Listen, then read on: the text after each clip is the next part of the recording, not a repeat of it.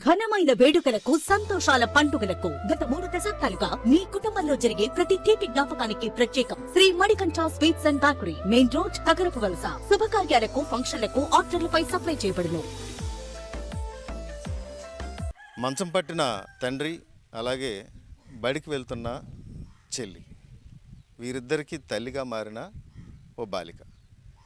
ఈ కథనాన్ని అయితే ఒక 2 నెలల క్రితం ప్రసారం చేయడం జరిగింది. బహుశా మీరు ఎవరైనా చూడకపోతే ఆ లింక్ అనేది ఈ డిస్క్రిప్షన్లో పెడతాను, మీరు చూడండి. ఇక ఆ విషయం ఏంటంటే, ఆ తండ్రిని, ఆ కుటుంబాన్ని వెళ్ళి పరామర్శించడంతో పాటు వారిని చికిత్స కొరకు ఆసుపత్రికి తీసుకెళ్ళి జాయిన్ చేయడం, అక్కడి నుంచి వారి తాలూకా యోగక్షేమాలు తెలుసుకోవడం, నాకు చేతనైనంతలో నేను వారికి హెల్ప్ చేయడం, అలాగే కొంతమంది సపోర్టు వారికి అందించడం కూడా జరిగింది.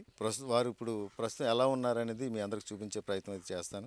నేనైతే ఇప్పటికప్పుడు వెళ్తా ఉన్నాను, నాకు చేతనైన సహాయం నేను అందిస్తూ వచ్చాను. ఇప్పుడు ప్రధానంగా ఎందుకు ఈ వీడియో చేయబోతా ఉన్నానంటే, ఆ వ్యక్తి అప్పుడు ఎలా ఉన్నాడు, ఇప్పుడు ఎలా ఉన్నాడు, ఆ కుటుంబం అప్పుడు ఎలా ఉన్నారు, ఇప్పుడు ఎలా ఉన్నారు అనే విషయాల్ని మీకు చూపించే ప్రయత్నం అయితే చేయడానికి, అలాగే ఊరికే వెళ్ళి వచ్చేయకుండా నాకు తోచిన సహాయం నేను వాళ్ళకి అందించడానికి ఇప్పుడైతే వెళ్తా ఉన్నాను.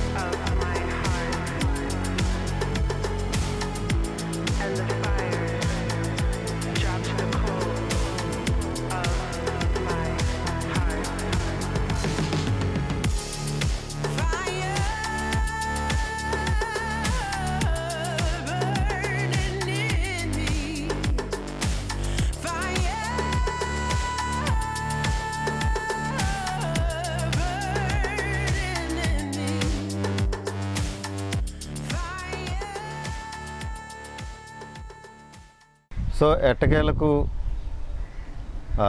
త్రినాథ్ ఎవరైతే ఉన్నారో, అలాగే భవానీ, వీళ్ళింటికి మళ్ళీ రాగలిగాం.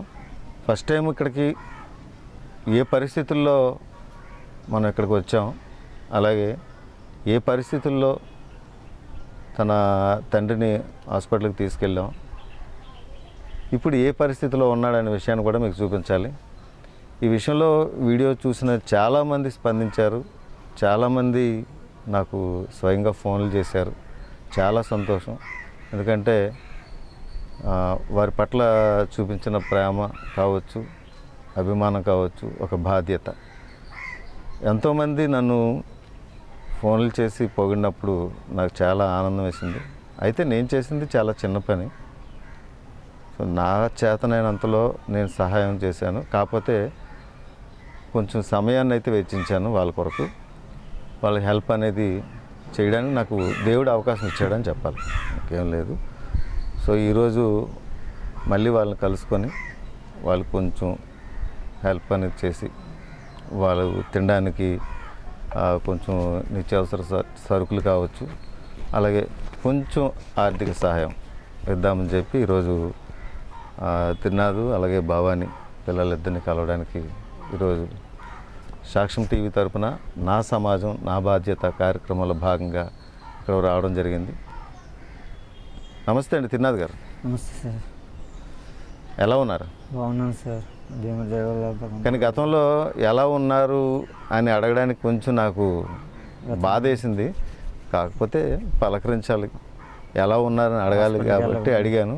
ఈసారి అయితే చాలా సంతోషంగా ఎలా ఉన్నారు అని అడగగలిగాను. హాస్పిటల్కి వెళ్ళక ముందు అయితే చాలా ఇబ్బందిగా ఉండేది కదా సార్. చూసేవారు చచ్చిపోయే తాలూకు మూమెంటు ఇంకా చాలా ఇబ్బంది, చాలా సమస్యలు పడి స్మెల్లో కాల్ వచ్చేసి ఇంట్లోకి ఎవరు రాక పిల్లలు అలాగే ఇబ్బంది పడి చాలా సమస్యలు పడ్డాను సార్. ఏదో హాస్పిటల్కి వెళ్ళిన తర్వాత కొంచెం కాలు మానింది, తగ్గిందా? పూర్తిగా తగ్గింది. కొంచెం చిన్న నిలిపచ్చిగా ఉంది. ఈ ఆయిల్మెంట్ రాస్తున్నాం, అది రాస్తేలాగా కవర్ అవుతుంది. కానీ సార్ కాలు అయితే ఎంతలా ఉండేది కదా? ఇంతలా ఉండేది సార్, బోరకాల్లో ఉండేది సార్. విపరీతమైన స్మెల్, పురుగు పట్టేసి పురుగు వచ్చేది. కానీ మీ స్మెల్ మీరే భరించలేని పరిస్థితి కదా? పరిస్థితి లేదు సార్. ఇంకా చాలా ఇబ్బంది అయిపోయేది. తినడానికి తిండి తినబుద్ధేసేది కాదు, పడుకునే నిద్ర పట్టేది కాదు. రాత్రి అయినా పగలైనా అదొక్క నరకంలోనే విధానం, అదొక పొజిషన్ సార్. ఇప్పుడు ఆ భగవంతుడి దయ వల్ల. కానీ మీరు చనిపోతానని చాలా సందర్భాలు అన్నారు. చాలాసార్లు అన్నాం సార్. చచ్చిపోయి ఇంకా బ్రతకను, ఇంకా నా టైం అయిపోయింది, చచ్చిపోయి సార్. ఇంకా అది అన్నిటికి తెగించేసి ఇంకెందుకులే, ఇంకా అవకాశం లేదు అనేసి ఇంకా తెగించేసి చచ్చిపోయాము. మీకు ఆ రోజు చెప్పాను దేవుడు మిమ్మల్ని కాపాడుతాడని, మీరు ధైర్యంగా ఉండమని చెప్పాను. అది నిజమైంది కదా? ఎప్పుడు కూడా మన నిరుత్సాహమే మనల్ని కిందకి పడేలా చేస్తుంది. మనం ఇప్పుడు కూడా ధైర్యంగా ఉండాలి. ఈ లోకంలో ఎవ్వరు కూడా శాశ్వతంగా ఉండరు. అందరూ ఏదో ఒక రోజున వెళ్ళిపోవాల్సిందే.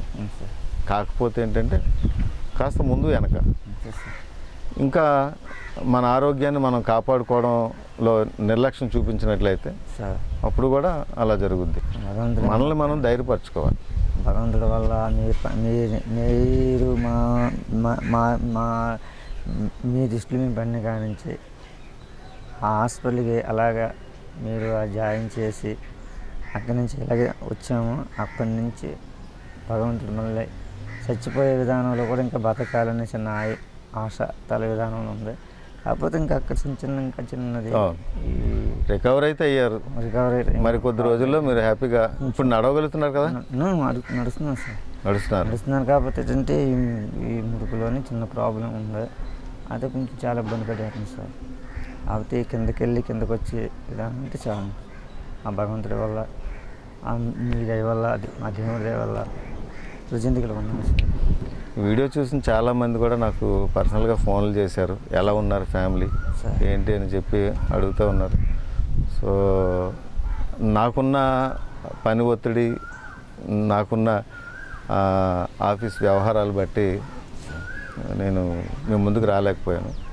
అయినప్పటికీ కూడా వీడియో రూపంగా కాకుండా ఎప్పటికప్పుడు వీళ్ళ దగ్గర రావడం, వీళ్ళని యోగక్షేమాలు తెలుసుకోవడం, ఏదో నా చేతనైనంత దాంట్లో నేను సహాయం చేయడం జరుగుతూ ఉండేది. సో ఈరోజు మళ్ళీ వీళ్ళు ఎలా ఉన్నారు ఏంటి మీకు చూపిద్దామనే ఉద్దేశం మీద ఈరోజు వీడియో చేయడం జరుగుతుంది. అయితే మీరు హ్యాపీ? బాగున్నాను సార్. ఇన్నాళ్ళలాగా అసలు ఇబ్బంది లేదు. బాగున్నాను సార్. మీకు ఉండడానికి ఇంటిని కూడా ఏర్పాటు అవుతున్న పరిస్థితి అవునా కదా? త్వరలో మీకు ఆ ఇల్లు కూడా మీకు కట్టి మీకు ఏర్పాటు అయ్యే పరిస్థితి అయితే కనిపిస్తుంది. చాలామంది దాతలు అయితే స్పందిస్తూ ఉన్నారు, చాలామంది హెల్ప్ చేస్తూ ఉన్నారు. భవాని ఏం చేద్దాం అనుకుంటున్నాం? భవానీ కదా? భవాని ఏంటి ఎలా ఉన్నావు? బాగున్నాం సార్. మీరుండడానికి మాకేం, నేను ఉండడానికి ఏముంది కానీ అప్పటికి ఇప్పటికి తేడా ఏంటి? అప్పట్లాగా ఏం స్మెల్ అలాంటిది ఏం లేదు సార్. మీరు హాస్పిటల్ తీసుకెళ్లారు, మరి అవంతా క్లీన్ చేయించిన తర్వాత ఇప్పుడు బాగుంది. చక్కగా మా నాన్న పడుకోగలుగుతున్నాడు, స్మెల్ ఏం లేకుండా ఇల్లంతా చక్కగా ఉంది. ఎవరైనా వచ్చినప్పుడు కూడా ఉండేవారు కాదు. ఇప్పుడు అలా కాకుండా చిన్నపిల్లలు అందరూ ఎవరు వచ్చారు కాదు. ఇప్పుడు అందరూ వస్తున్నారు, మా నాన్న దగ్గర కూర్చుంటున్నారు చిన్నపిల్లలు గట్రా వచ్చి మాట్లాడడం కూడా జరిగింది. అప్పుడు ఏంటంటే మీరే ఉండడానికి మీకే చాలా ఇబ్బందిగా ఉండేది. అందుకే మీకు ఒక మాట అన్నాను కదా ఆ రోజు, ఎలా ఉండగలుగుతున్నారు ఈ స్మెల్లో, అంత దారుణంగా ఉంది కదా, మీరు ఎలా ఉండగలుగుతున్నారు అనే మాటకి నువ్వు ఒక మాట అన్నావు. మేము కాకపోతే ఎవరుంటారు మా నాన్నగారి దగ్గర, మేము చూసుకోకపోతే ఎవరు చూసుకుంటారనే మాట ఆ రోజు నాకు కన్నీళ్ళు తెప్పించాయి. అలాగే ఈ వీడియో చూసిన వాళ్ళు చాలామంది బాధపడ్డారు, చాలా కామెంట్స్ పెట్టారు. స్మెల్ బాగా విపరీతంగా వస్తుంది కదా, మేము ఇక్కడ నిలబడితేనే అంత స్మెల్ బాగా వస్తుంది, అసలు మేము నిలబడలేని పరిస్థితి. ఇది ఎలా ఉంటున్నారు ఇంట్లో? మా నాన్నగారు కదా, మరి మేము ఉండిపోతే ఎవరు ఉంటారు?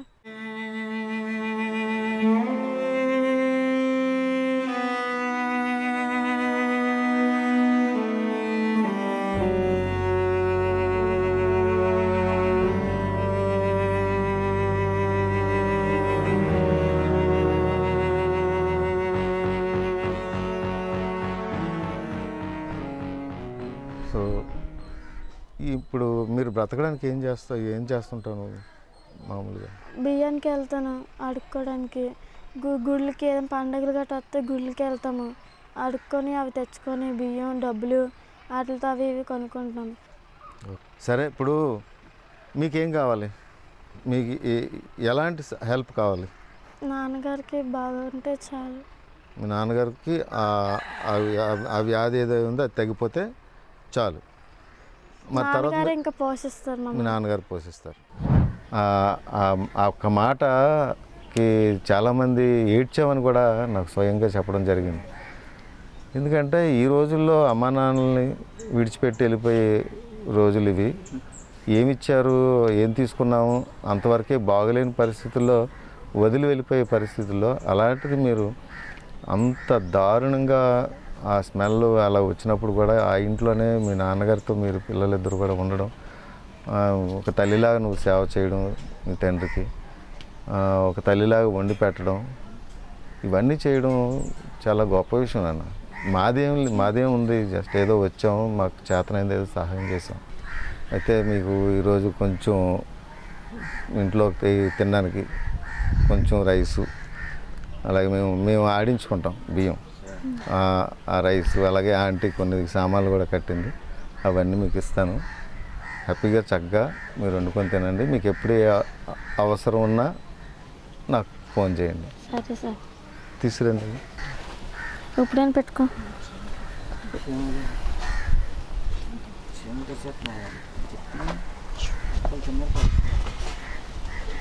పప్పులే కాదు, ఉదయం తుడిచినప్పుడు కూడా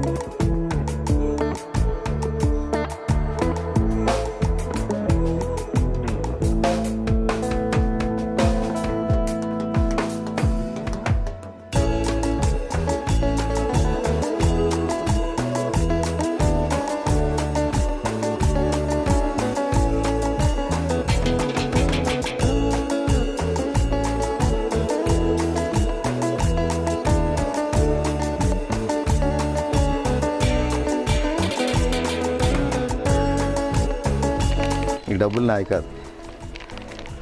మేడం గారు తిరుపతి నుంచి పద్మ మేడం గారు ఒక స్కూల్ టీచర్. సో ఆమె చెప్పొద్దన్నారు, అయినప్పటికీ కూడా చెప్పడం నా బాధ్యత. మేడం గారు మీరు పంపించిన 10,000 ఈరోజు పిల్లలకి ఇవ్వడం జరుగుతుంది. Thank you.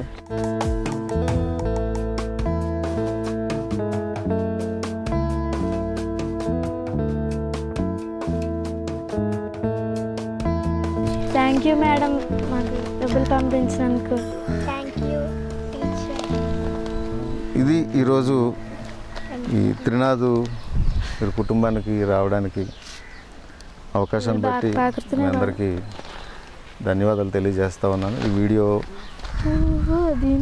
చేయడానికి వచ్చేటప్పుడు పరిస్థితులు కావచ్చు, ఆ రోజున్న పరిస్థితులు, తర్వాత బలవంతంగా హాస్పిటల్కి తీసుకెళ్ళడానికి కూడా అంత బలవంతం చేయాల్సి వచ్చింది ఆ రోజు. మీకు చెప్పలేదు కానీ, ఎందుకంటే మమ్మల్ని ఎవరు చూస్తారు అక్కడ అని చెప్పేసి ఇలాంటి మాటలు రావడం. ఏం లేదు, దగ్గరుండి మేము ఉన్నాం కదా, మేము తీసుకెళ్తాం. సో మీరు అలాంటి అధైర్యపడొద్దని చెప్పేసి బలవంతంగా తీసుకెళ్ళడం జరిగింది. అలాగే డాక్టర్స్తో మాట్లాడి వైద్యం చేయించి వాళ్ళ ఇంటికి పంపించడం, అలాగే అక్కడ రెగ్యులర్గా డ్రెస్సింగ్ చేయించడం ఈరోజు మంచి ఫలితాలనే ఇచ్చేయని చెప్పవచ్చు. మేము కష్టపడిన కష్టానికి చాలా సంతోషంగా ఉంది. అన్నిటికంటే ముఖ్యంగా నా సబ్స్క్రైబర్స్ అనాలో, లేదంటే నన్ను అభిమానించేవారు అనాలో, లేదంటే నన్ను ప్రేమించేవారని అనాలో నాకు అర్థం కావట్లేదు. మీ తాలూకా బ్లెస్సింగ్స్ అన్నీ ఇన్ని కాదు. చాలామంది బ్రదర్ మీ ఫోన్ నెంబరు, ఫోన్పే నెంబర్ పెట్టండి, నేను ఫోన్పే చేస్తాం అన్నప్పుడు నేనైతే నాకు ఇష్టం లేదు పెట్టడానికి. చాలామందిని నాకు వెయ్యొద్దని పోస్ట్ కూడా పెట్టాను నేను. ఎందుకంటే మీ డబ్బులతో నేను అది పెద్ద దాతలాగా అనిపించుకోవడం నాకు నచ్చదు. అయినప్పటికీ మీరు అందరూ నన్ను ఎంతగానో సపోర్ట్ చేశారు. ఇలాంటి కార్యక్రమాలు ఎన్నో చేయడానికి నేను ముందుకు వెళ్తుండగా మీ ప్రోత్సాహం నాకు ఉంటే చాలు, మీ తాలూకా బ్లెస్సింగ్స్ ఉంటే చాలు, ఇలాంటి కార్యక్రమాలు చేయడానికి ముందుకు వెళ్తాను. దేవుడు నాకు ఇచ్చినంతలో వాళ్ళకి హెల్ప్ చేసే విధంగా ముందుకు వెళ్తాను.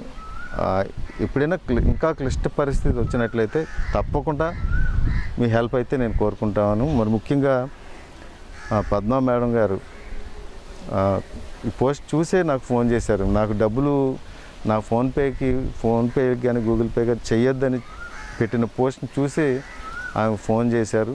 అయినప్పటికీ కూడా ఫోర్స్ చేయడం వల్ల నా ఫోన్పే నెంబర్ ఇస్తే ఫోన్పే చేశారు. అయినప్పటికీ చాలా లేట్ అయింది. మరిన్ని సేవా కార్యక్రమాలు నేను చేయాలని మీరు అందరూ నన్ను బ్లెస్ చేయండి. మరిన్ని అప్డేట్స్ కోసం మీరు సాక్ష్యం టీవీని సబ్స్క్రైబ్ చేసుకోండి, లైక్ చేయండి, అలాగే కామెంట్ చేయండి.